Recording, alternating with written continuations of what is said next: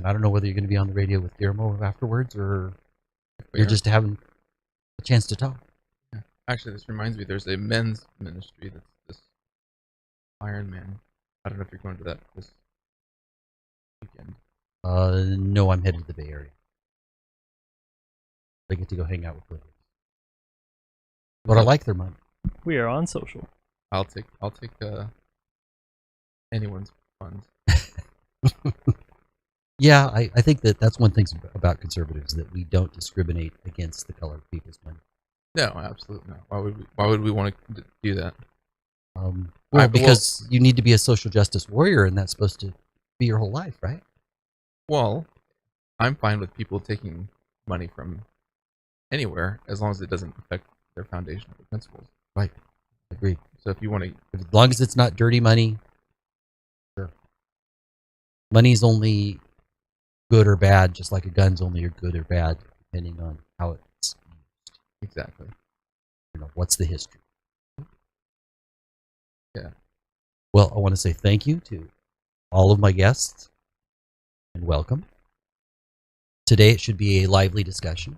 I know this gentleman pretty well. If you hadn't noticed, I am wearing his shirt, so you might know where I stand. So today will be a friendly discussion, unlike last week where the DA for Kings County, that was an interesting show. I'm just going to leave it at interesting, but just watch body language with him. You go back and watch it. That's my own. Anyway, we about ready to roll? I'm gonna watch that show. And good morning. Well, I don't think that's quite my music, but sorry, that's all I did right. the wrong bumper there. I would have rolled with it.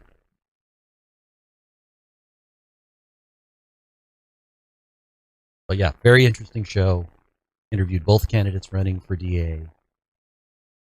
Very much a tale of two cities. And you were able to get the sitting DA? Yes, I got the sitting DA and his opponent. Because I'm friends with a lot of people in Kings County, I don't know that I want to jump into it on the air, but I'd certainly tell you what I thought off air. Oh, absolutely. And I did tell a couple people last night. Some were happy, some weren't. It's their choice, is not my choice. There are certainly candidates I'm going to mention on air today. I'm not afraid to take it. Afraid of taking a stand. Good morning. Now that sounds right. That's the song I love.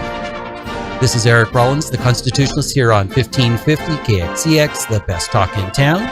Today I am joined by Congressional candidate for District 21, running against the dreaded Jim Costa, Michael Maher. First thing, I've got just a couple calendar things. Tonight, the Clovis chapter of Constitutionalist for California is having a meeting at the American Legion Hall at 6:30. That is June 2nd, 6:30 p.m. American Legion Hall in Clovis. And State Senate candidate Amnon Shore, he is speaking. So looking forward to that. He's a good guy. Should be an interesting meeting. June 4th, this is for people more in Tulare County. They're having a Tulare County Freedom Rally from 12 to 3 at Roseanne Vuich Park in Dinuba. So that is June 4th, 12 to 3, Roseanne Vuich Park, Tulare County Freedom Rally. You know, just because we're from a different county, we need, when we're like-minded, to go down and meet those people. Unfortunately, I can't make this one, but I have been down to other grassroots groups because I think it's important. Because I want to change California, and I can't do it alone. I can't do it. I can change my county, or at least with the help of others. But to change the region, we need to work together. My final event, Clovis Unified is having a meeting June 8th at 6:30 p.m. That is at 1680 David E. Cook Way. I encourage people to go to school board meetings, and I encourage them to speak. I've spent a lot of time doing that. I think it's important. That is kind of the foundation, the grassroots start of changing our community, because the kids really matter. And some of the things that are going down with critical race theory, with deciding that they need to tell your kids about sex when they're little kids, when it's not the school district It's business. Those are all concerning. I'm going to go ahead and introduce my guest, Michael Maher. Now, what people don't know is he actually was supposed to bring his son, and it was his son that I invited to be on the air, and that his son said he would be allowed to speak once in a while. So unfortunately, Gabe, I understand that you're not thrilled that you're not pulled out of school, but school is more important. Michael Maher, why are you doing this? Why are you running? Tell me about yourself. Well, thanks, Eric. And again, my son Gabriel is a little bummed that he wasn't able to make it. He said he's been practicing, and I don't doubt it for a second. he was. We had quite the conversation last night. I said, but we'll get you back, and we'll get you on air at some point. Good. The reason I'm running is because of my wife and my two boys. And if everyone does remember, and they should not forget, we must remember the mandates and what happened in the last 18 months. And what's happened since this administration has taken over. The loss of our civil liberties, our constitutional rights, basic common sense business dealings, international dealings has been thrown out the window. And for a person with my background in the military or in federal law enforcement, in private business, and my wife's family here in the Valley has been farming for generations, seeing the destruction of what government can do in such a short time far exceeded what I ever thought possible. And I can't just sit by and say, I'm not going to do anything about it and just complain. So it took a lot of prayer and a lot of people calling and asking me, would you get involved? And I said I would. And my wife said, you got to do it. And everyone else said, Michael, we need somebody to stand up and do it and represent our district. And that was pretty much the precursor for what brought me here. Well, you had a successful life. You don't need to do this. No. And you don't seem to want fame, so I truly believe that it is a calling. 100% a calling. And when I made the decision to get into this, I'm a Christian. That's my foundation. So if people want to say the quick and dirty, who's candidate Michael Maher? I'm a husband. I'm a father. I'm a believer. I'm from the Valley, and I believe in American exceptionalism. I served in our military because I love our country, and I went to defend it after September 11th. When the country is attacked or the nation needs something, I will stand up, and if not me, then who? And that's something that anyone who's listening to this right now needs to think about. How can I get involved? How can I support? Is it through prayer for the candidates? And that's one big thing I've pushed for a lot of people right now. I was at an event a couple days ago, and someone said, we're the ones who got Andy Vitek out of office. And I said, excuse me? We weren't happy with the way he voted on a bill. I said, so how did that work out for you? Did you get your Republican candidate to replace him? No, we got a Democratic. I said, so let's think about that. How do we work as a Republican Party? Were you praying for Andy when he was in office? Are you praying for David Valadao? Are you praying for even President Biden? Are you doing and holding yourself accountable to the same measure which you're holding your elected accountable to? And I know I'm guilty of that. I don't always pray for my elected. Sometimes I just complain. Yeah. And so that's something that we have to do as a party, is come together and say, okay, I'm going to hold my nose. I'm going to vote for this guy because this is how we defend our republic. Yeah. I like, for instance, Kevin McCarthy is my new congressman. I held my nose. I think he's slimy, and I voted for him because I didn't see any alternative that showed any hope. And there's some hope with him. I just think he is totally part of the system. And when we have people in any place that we think are part of the system, we need to reach out to them. We need to let our voices be heard. And as the district that McCarthy has become even stronger Republican in this redistricting, it should push him more to a place that aligns with the actual people he represents in the district. Let's hope. But prayer can push him that way. Prayer leads to action. Exactly. Or should. It absolutely should. And that's what I'm encouraging everyone to do. Don't uh, don't miss the mountains for these molehills, and try to get behind or support a candidate at the destruction of our own party. This gets with election integrity. This gets on so many issues that the Republican Party does. What are the makeup of a Republican versus a Democrat is fundamentally different. We're entrepreneurs. We're the people who are going to go out and make things and do things. Not saying that Democrats don't, but collectively, if you look at the ballot and you see how many Democrats are on the ballot and how many Republicans are on the ballot, because we all want to go out and make change, and we all think that we have the best way of doing something. And thinking about that and saying rationally, am I the person who's actually going to go forth and do the best job at this? Or if I'm not, how do I get behind that person? We had that when the governor recall. If we would have got behind a candidate instead of having so many candidates, we weren't able to, everyone was not able to have a unified voice to support somebody and get Gavin Newsom out of office. And yet Larry Elder still got 60% of the people that voted yes. Exactly. But imagine what would have happened if it was unified. And that's what we have to do at every aspect of our party, at the local level, the city council level, getting behind candidates that have a sure and strong foundation. But see, I think that's key. Do you have a governor candidate? Are you willing to share that? Yeah, and you don't have to. Yeah, I don't have a candidate that. I do, and I'm not a fan of Brian Dahl. Right. How can you be a farmer and not put water on your website? How can you talk about COVID and never mention COVID tyranny?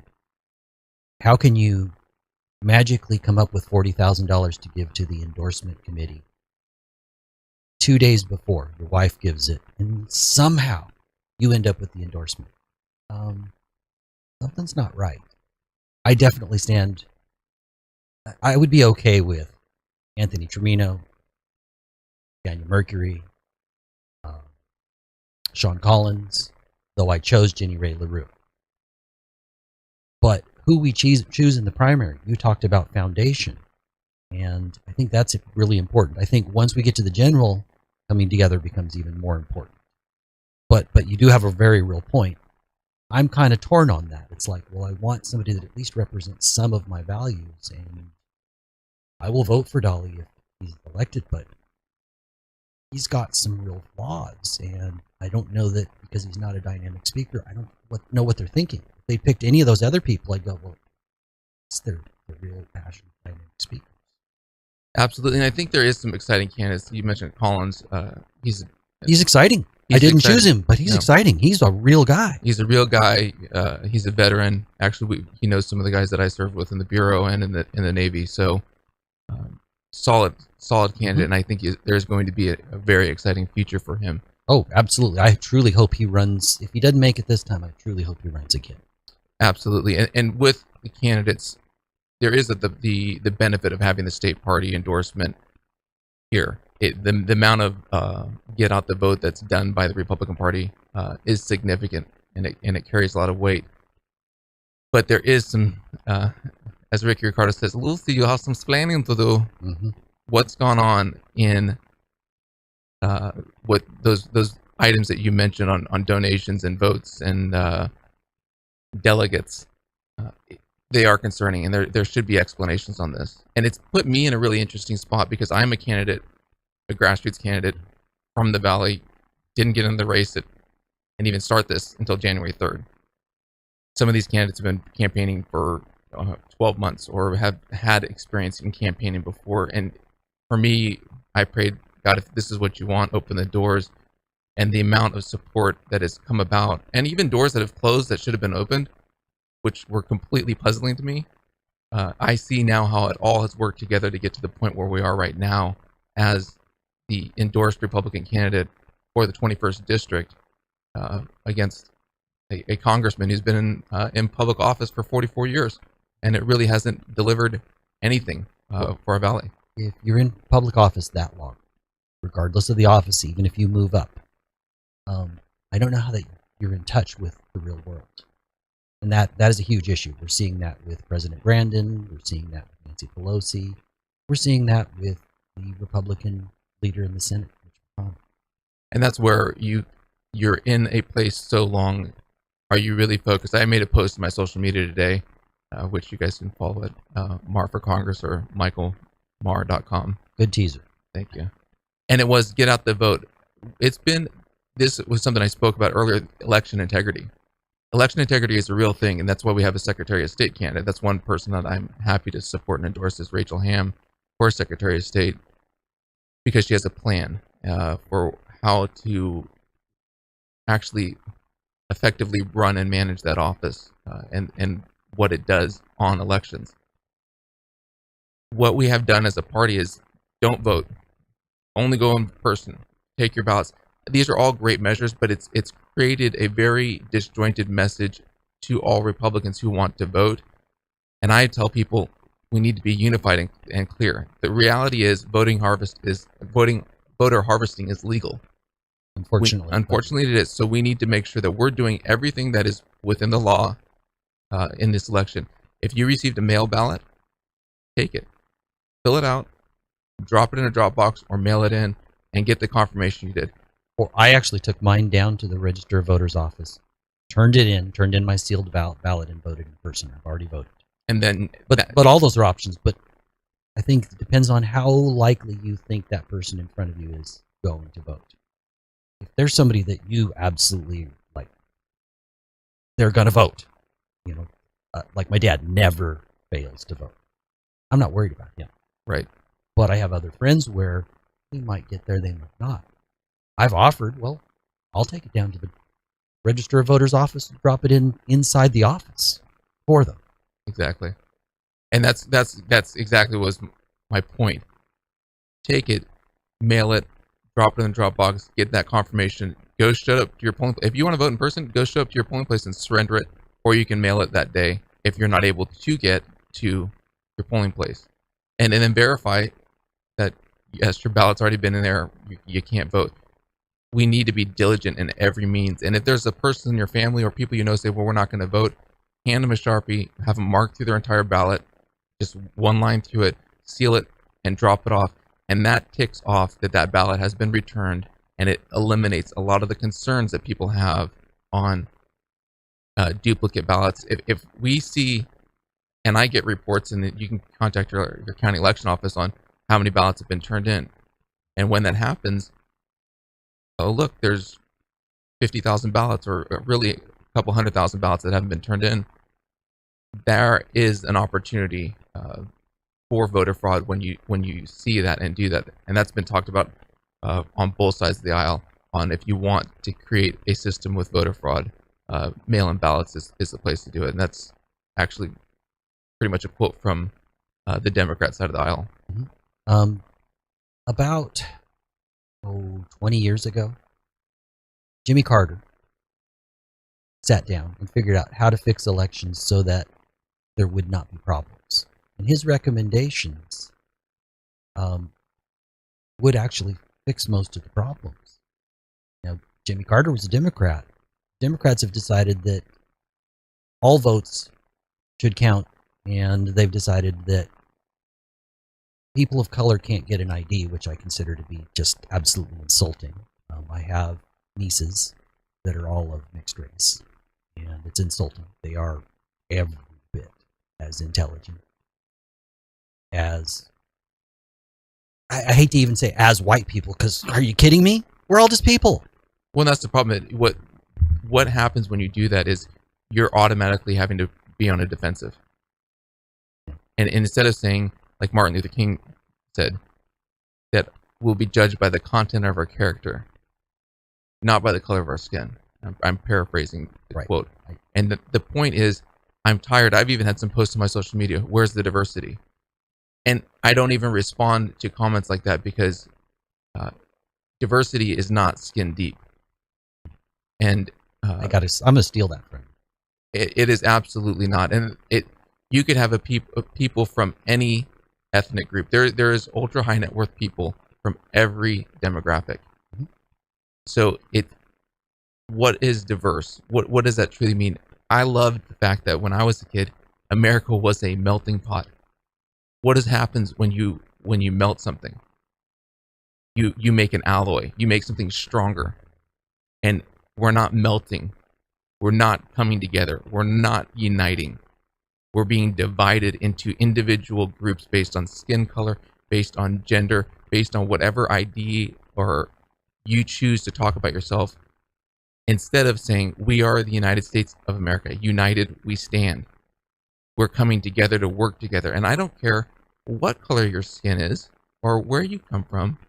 If you want to defend the area that you live in, the country that protects you, then let's work together and let's have a conversation. But this divisive and destructive politics is another reason. That's one of the first things I wrote when I got into this race. I'm tired. I am sick and tired of career politicians, special interest groups, and this divisive politics on both sides of the aisle. There's so many more important issues that we need to be focusing on here in this country. Just look what's going on in the world. We just had authoritarian mandates locking down the entire globe. Mm-hmm. Now we're going to have food insecurities that have developed because of this. Energy crisis. All of these things because of people who do not have a foundation and are not standing up for their country and their nation. I don't think they believe in freedom first. They believe in their power first. And they're backed up by the bureaucracy. And that's both sides of the aisle. That is kind of the definition of the swamp. They believe in their power and their government first. Absolutely, and that's the challenge even with Congress. When you look at it, to understand how much money it takes just to run for office. And this is the thing that's been enlightening to me as a business owner compared to now stepping into the political arena, how much money it costs to send a piece of mail, a postage stamp for everyone in the district. And then you start calculating all of those numbers, you can quickly see how things get expensive. And politicians are only concerned in Congress, how do I get reelected? And how do I get reelected? And so how are you even doing the work of your constituents, the people you represent, if you're only focused on raising money? And then you get to DC and these special interest groups say, well, we'll help you with money, or we'll do advertising for you, or we'll do, your loyalties can quickly shift, and you're no longer representing the people. You're representing the people that are keeping you in power and keeping your job. And that's the biggest problem with a lot of our elected officials. They've been in office since they were 21 or 22. They get out of college and they're in politics. I'll be 40 and I'm just starting to get into this. I have a foundation. If I don't get elected, I'll actually be better off. Oh, I don't doubt you'll see your kids more. I'll see my kids more. You'll see your wife more. Everything will be financially stronger for me. But this is not a time that we need to be thinking about our own personal fortunes. It's the time that we need to be thinking about how do we save America. Absolutely. Well, we're going to go ahead and take a break. This is Eric Rollins, the Constitutionalist, here on 1550 KXEX, the best talk in town. So when we come back, I kind of just wanted to shift a little bit to inflation and kind of go through some issues. So we're going to go ahead and come back. Good morning and welcome. This is Eric Rollins, the Constitutionalist, here on 1550 KXEX, the best talk in town. I am joined by Congressional candidate Michael Maher. He is running for California Congressional District 21 here in the Central Valley. His district is centered largely in Kingsburg. Can you define the district a little bit just so people have an idea? Absolutely. So we're Fresno County and Tulare County. And so using the 99 highway as a plumb line right where the San Joaquin River is, Fresno Madera County, take the 99 south all the way down to Visalia, 198. So you'll come through Fowler and Sanger, or Fowler, Selma, Kingsburg, Traver, Visalia. Take the 198 all the way out to Exeter. It dips down below the 198 and gets Farmersville, it gets Exeter, Badger Hill, going up through Woodlake, the foothills, Orange Cove, Lemon Cove, and then brings itself back in around the 180 at Trimmer Springs, Sanger, and then it kind of pops up around Belmont, Country Club, Sunnyside, the airport, and keeps working its way until back to the county line. And it goes up through Fresno. It ends up. So you get some of the tower? We get all of downtown Fresno. All of downtown? All of downtown, and actually even a little bit west of the 99. So east and not all the way to Crothers, but and Kerman. It's just probably 15 miles east of the 99, if that. Just to kind of give people a general idea. And I'll tell anyone, if they want to know what district they're in, everyone's received their ballot. So open up your ballot and check. And if you have the 21st district on your ballot, and some of you might actually have the 22nd special election, so tick off Connie Conway. Let's get her in to finish out Nunes' term. And then there's also the 21st district on your ballot, and that's going to be for the congressional representative for the next 2 years, and that's going to be Michael Maher. Let's hope. If you hadn't noticed, look what shirt I'm wearing. What are we doing about inflation? Is there a place that Congress has in that discussion? There should be a place that Congress has in this discussion. It shouldn't be a one-party rule. Or one-man rule. Or one man, no. And so the Fed, I think Yellen even came out and said she was not anticipating inflation and the market to do what has happened, which is alerting and concerning. Highly concerning. I don't have near her education in her specific fields, and I knew it was coming. Everyone knew it was coming. Yeah. People predicted it was coming as soon as they took office. And there is some big financial minds out there that think if we have inflation, we print more money, our deficit actually will decrease because it's at that valuation. But that's pretty destructive policy, and it doesn't take into account the actual people who live here, work here, and how everything is actually connected. And that's largely due to overprinting and then rising energy costs, which affect everything. Transportation, which is ag, food, business, the logistics at the ports. And the less money you make, the bigger it affects you. Absolutely. If you were already struggling, now all of a sudden you might not be able to afford to fill up your car so you can get to your job. And that is the lack of understanding of America in Washington, D.C., and even among the ultra high net worth. There's a clip that's around that when Bill Gates, I think, was on Ellen's DeGeneres show, and they would just give us the cost of how much do you think a carton of milk costs? How much does, and his numbers were, for anyone who actually does their shopping, just are astronomical. You think, and this was a long time ago, and they do not understand. Even look at Nancy Pelosi with her, Sub-Zero refrigerators and Haagen-Dazs ice cream, and essentially isn't all ice cream $20 a gallon? Oh, absolutely. And where does it come from? Oh, no, let's not talk about the dairy industry. Let's get rid of that. Let's well, move we it should out. import it. Yeah. Because of inflation, I think that crime is being amplified because those that are desperate sometimes will move to crime. Not just out of desperation, out of convenience and ease.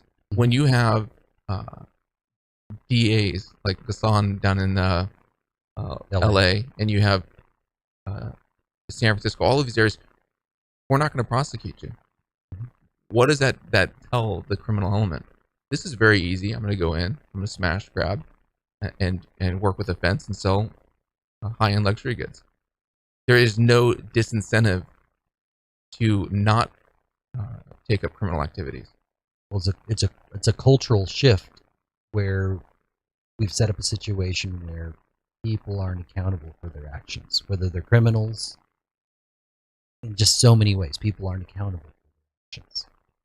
And it's extremely problematic because that is the foundation. The foundation of America, what makes it truly special and exceptional, is being eroded. Mm-hmm. Our laws, values, basic definitions of words. It is systematically attacking the republic, and there is a desire there to say that there isn't foreign influence. This gets into Russia energy policies. There's multiple reports and clear evidence that foreign governments are trying to do subversive actions in our country to help destabilize and undermine our country. And a lot of the environmental groups were funded, and it's public by Russia. And what has happened? The green energy, and I'm not against green energy. I actually am working in some of those spaces, but not at the detriment to our people and our way of life, and not at the Solyndra. If everyone remembers what happened in the Obama era with these bailouts to special groups in a clear, thoughtful manner. But a lot of these groups on the environmental policies, the social justice, this Marxist ideology is coming in to destabilize this country, and it's already having tremendous effects. Well, they don't believe in a meritocracy. No. Meaning merit-based promotion within the country. You work hard, you live that American dream, you do the right thing, you can succeed. They don't believe in that. They want what they're terming as equity, which is absolutely equal results no matter what. Now, you got 2 kids. Everybody that has kids. Are your kids equal? You might love them equally. You might treat them equally. But they have different gifts. They have different abilities. Right within the same family. Because of those different gifts and different abilities, do you think they're going to end up in exactly the same place? I don't. Absolutely not. And ask yourself, do you want everything to be vanilla? They want diversity, but then they want Well, they no want diversity. to tell you what that diversity is. And that is exactly right. And that's the problem of what we're seeing in this country is the definitions constantly change. We need to arm Ukraine, and every citizen, we need to send them weapons. We need to take everyone's guns in the United States. Mm-hmm. There is no foundation in logic in most of these conversations. I'd say all the conversations that are highlighted right now in our mainstream media. And it's a distraction, and people need to turn off some of this media and focus on their life, look out the window, and get involved in their community and their neighborhood.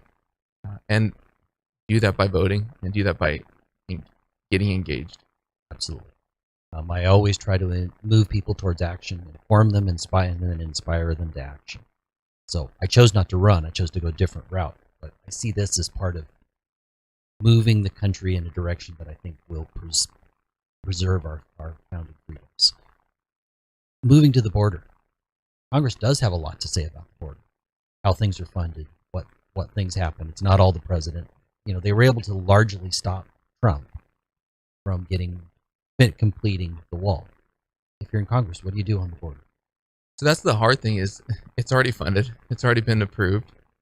We have an administration that's taking executive action against laws that are on the books. And what do you do when you have one branch of government defying other branches of government? And that's the amazing thing about our country and this republic of these co-equal branches. But our border, we've had the population of an entire state come into this country across our border. So that's, in those terms, to think of having a whole nother state full of people that are not citizens that are here in our country. Maybe for a good reason, maybe for a bad reason. We have no idea. And I'm not faulting anyone. If I was living in America, is an amazing country.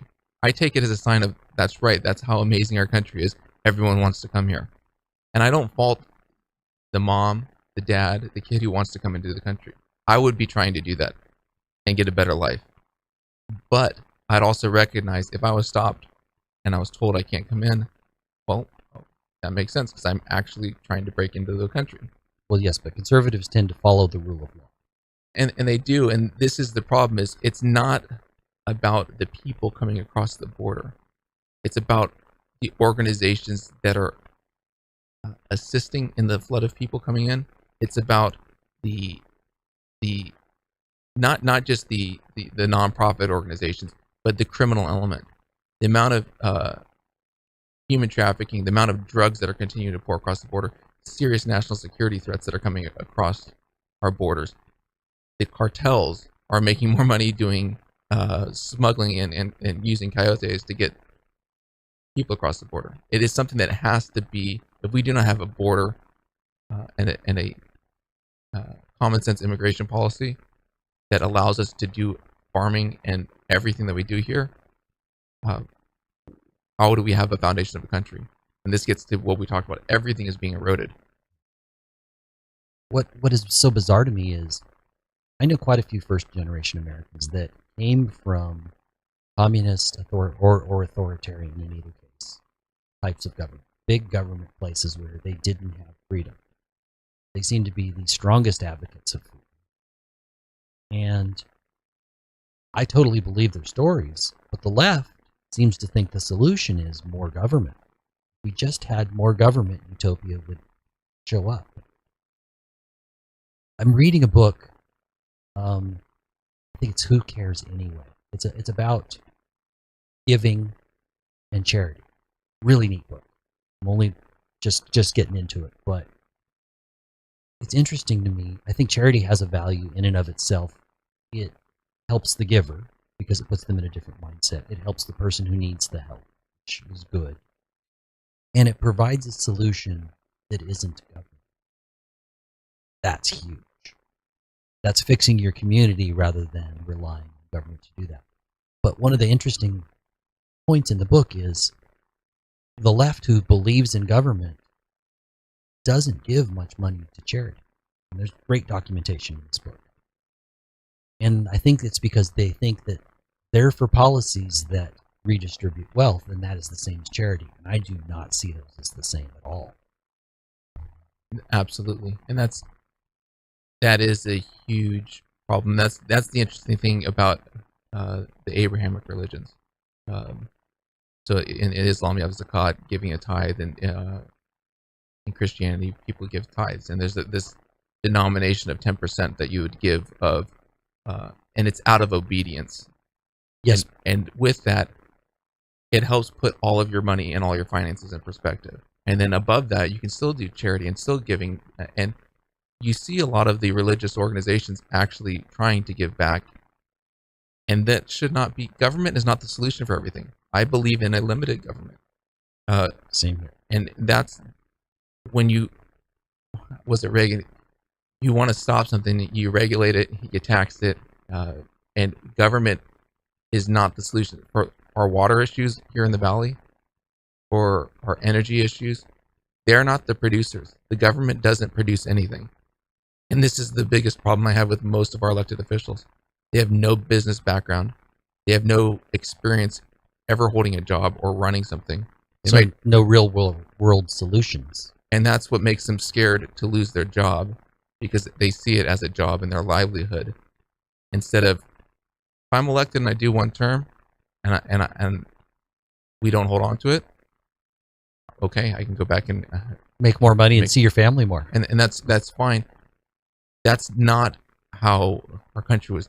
We should not have a political ruling class that is permanently in office and permanently doing these inside deals.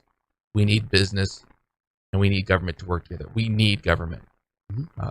For very specific things. Exactly. But I think it's not a list that is this wide. It's like this. And the more local control there is, I think the better, because we can make better decisions. Absolutely. You mentioned water. That's a big mess. Absolutely, it is. But one of the most important things to the economy of the entire Central Valley. What can you do as a congressman? So there's a lot that we can do in Congress. There's some issues. I mean, SGMA is a big issue here, and that's a state matter. I can work as an advocate, as a citizen here, to help with those state matters. But on the federal side, the funding for how we ended up developing our waterways, our pumping, there is federal funds that can be made available to address some of these specific needs. We can do. I've advocated for reservoirs to increase our storage. We need updated and upgraded infrastructure. We're on a very old infrastructure that has reduced capacity because of environmental constraints. There's other solutions of how do we address some of the real issues of why we're allowing a lot of water to flow out the delta and out into the oceans, on dealing with some of the wastewater treatment plants that have their effluent that is going out. Right. Let's get some programs in to actually clean up our water. Now, let me define that a little bit. There are several cities around the Delta that are dumping their sewage into the Delta. Because of environmental laws, we have to allow more water to flow into the delta so that it does not become tremendously contaminated. That is a hidden little secret.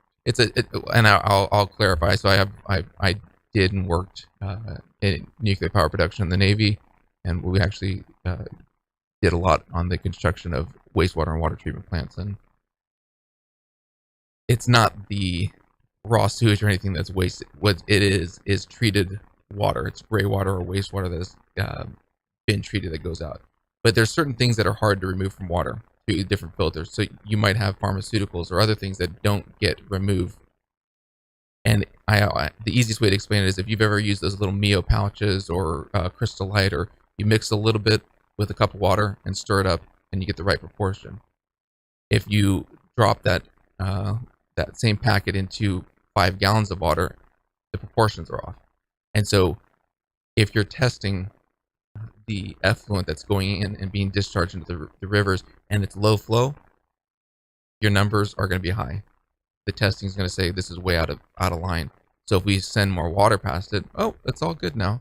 It doesn't change the fact that there's the same amount of crap getting put back in the water that's affecting our It's just the percentage changes. The percentage changes, and it still affects the crustaceans and the creatures and all the good fish that live in that waterway.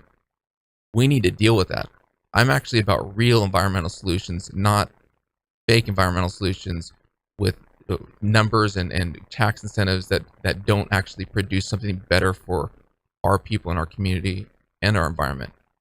And that's addressing water, that's addressing our energy and our fuel. Why are we not doing more energy production here? Why don't we see more drilling?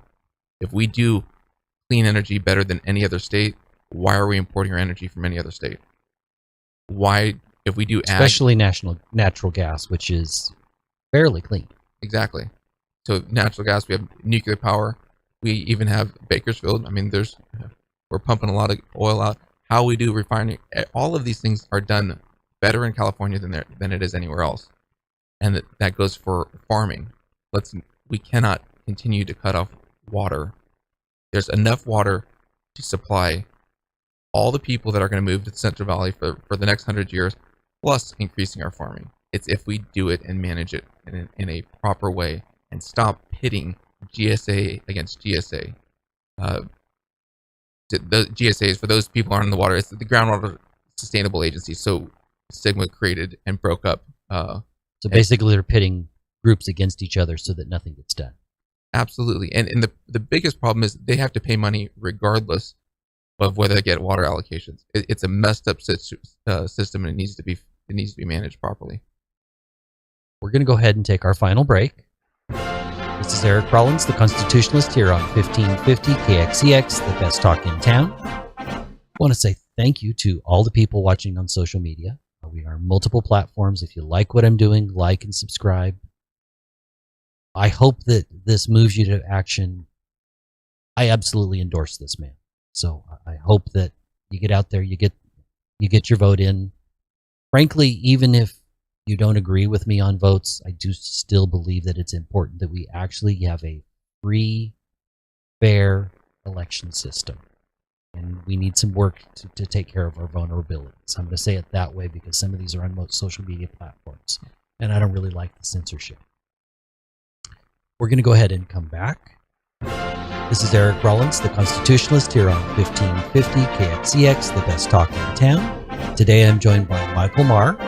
He is running for Congress in the Central Valley in the 21st Congressional District, largely centered in Kingsburg. It is a southern and eastern Fresno County, largely, and northern and eastern Tulare County. Did I get that about right? That's about right. Yeah, okay, exactly. So it's actually now the smallest congressional district in the Central Valley. Well, that's convenient. It is convenient. I can get to one end from Kingsburg in about 35 minutes, to the other end in about 35 minutes. So cool. Did you have anything else you wanted to say on water, or you were kind of transitioning from water to energy? Is there something more you want to say about energy? What can, as a congressman, what can you do? So there's a few things that I'd like to see done on energy and water. They both go hand in hand. I know there's talk about desalination plants, and people say, "Oh, it doesn't work." It works everywhere, and With the right power source. with the right power source. And so, instead of there is people in Southern California and at the Bay Area who need water too. We also need to effectively manage our watersheds and how we're dealing with our forests. All of these things are connected. We cannot, and this gets into the other problem of having politicians only are concerned about their district and their people. We need to look at all of these solutions holistically. How does our forest management policy affect our watersheds? How does our watersheds affect our farming and agriculture? How does it affect our population and growing communities? And the biggest thing for our Central Valley, the amount of food that we produce for our nation needs to continue to be produced here. There's certain things that, yes, other states can do. What we can but do, not stone fruit not stone fruit, not our fruits and vegetables and stone fruits. Of what we can do here and nuts. is amazing. It's absolutely incredible. And then also our dairy industry. A lot of people will say, well, let's move our dairy industry out of the valley. It's very water intensive. Not if we're actually managing and utilizing the waste, just like we do at our waste plants, and using it to produce renewable fuels. Why can't we use that? I know companies. I brought a company up here and launched it at the International Ag Show, and they do that. They'll make jet fuel. You'll get even like about 4 times as much money as you do even taking the digesters and putting them into just energy back into the grid. There are solutions that need to be looked at holistically. If we get rid of our dairies here in the Central Valley, what about Haagen-Dazs? What about Kraft? What about Saputo? What about Marquez? But all of these places that need dairy to produce ice cream and cheeses and wheys, and where are they going to get their milk? Where are all those jobs going to go? Well, then probably the Midwest seems to be one of the big places. What is the environmental impact of shutting those plants and building new plants? If we're really concerned about our global environment, we need to look at this thing in a global environment. If we have, and California prides themselves on the best energy, best codes, the safest, the cleanest, then why are we not continuing to keep it here? And why aren't we doing it in a productive manner? And why aren't we making sure that our right now with baby food, what we do and what is produced from the milk from our cows goes into so many different products. It's incredible. The same thing with the petroleum industry, plastic bottles, pretty much the whole pharmaceutical industry. There's so many products that are developed from the raw materials of dairy, of petroleum, and that gets into, we need to have water here to have our dairies. We need water here for our farming, and then we also need good energy so we can continue to run the state and we don't end up turning out where we're having constant brownouts. We're starting to wind down. We're down to about 4.5 minutes. How do people contact you? Thank you. They can go to the website. It's my name, Michael Maher, MICHAELMAHER.com. And on the website, you can find everything from how to donate, how to get a yard sign, and the social media links, and all of those things that ask people to follow and send in donations. That's the easiest way to get on. And then also just Maher for Congress on the social platforms is the way to find me. So I'm on Truth Social, Facebook, Instagram, Twitter. That's important. Why are you hopeful? Why would you do this? What's drawing you to do this? I'm extremely hopeful, actually. What happened after one of the unintended consequences of the benefit? I left my office down in Southern California to be here with my family during the lockdowns. There are so many people that did return, and there's a lot here that can be done. And focusing here in the Central Valley on what we talked about, we can accomplish some of these things in the next few years. The timetable does not have to be long and drawn out. I'm tired of our politicians drawing them out. I can bring in business relationships to do these things and help facilitate through the government. There's so many things that you can do in Congress just through being in office in that position. It does not even require legislation. There are so many programs available. And so my background with the federal government as a FBI special agent, I have great relationships at most of our major agencies. Turning on and leveraging those relationships for the benefit of our veterans, our farmers, and the community here, I'm extremely excited for the things that I have planned and working with so many people here in the Valley. So even though you weren't there as a politician, you have connections in D.C. I have really good relationships with the people I've worked with throughout my entire career in business and in D.C. And I don't have to have any warm-up time to figure out where the bathroom is or how to get around the Capitol. But I also have a decent understanding of some of the pitfalls and the areas that to be on alert for, so I don't turn into a swamp creature. That very frequently happens, and you explain why, but I think having a strong foundation in what you believe, I know where that foundation is for you, is instrumental in giving you that strength and also having enough perspective. And the biggest thing is I want to be able to come back and have communications with the people who are in our district, are in our valley, and help answer questions. We need to have transparency in our government. Our elected leaders are not on a pedestal. I'm a citizen of the valley just like anyone else and of this great country. And we should be able to have open, free, clear dialogue and a respectful dialogue with every person in the state. And I'm hopeful. Servant leader? What's up? Politicians don't do that.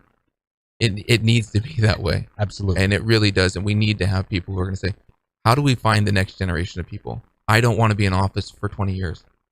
I would ask that you hold me accountable to that. I don't want that. We need to be working and identifying people in our own communities, in our churches, in our groups, in CFC. How do we get these people prepared and a foundation so that they can go serve?